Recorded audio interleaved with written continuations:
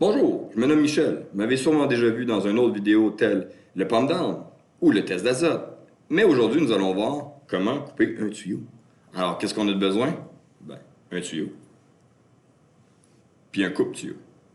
Première des choses, je vais venir accrocher mon coupe-tuyau sur le tuyau. Je vais visser jusqu'à temps que la lame vienne s'appuyer contre le cuivre.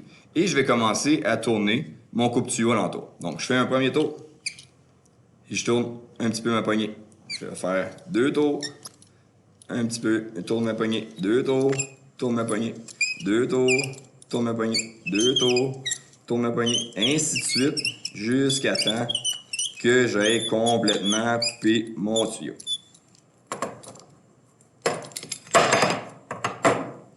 Ça va me donner un beau petit bout de tuyau. Sauf que en coupant mon tuyau, vu que j'ai exercé une pression sur celui-ci, il va y avoir une petite bavette qui va être à l'intérieur que je ne veux pas avoir. Donc, j'ai besoin d'un aléseur. Il y a une section coupante, que c'est celle-là que je vais venir contre la bordure et je vais me mettre à tourner. Fait que 1, 2, 3 tours. Je pivote un peu mon tuyau. 1, 2, 3 tours. Pivote un petit peu mon tuyau. 1, 2, 3, pivote un petit peu. Ainsi de suite jusqu'à temps que je sois satisfait de mon alésage. Si je peux, c'est préférable de toujours tourner légèrement mon tuyau parce que j'ai plus de force pour bien nettoyer le bas de mon tuyau.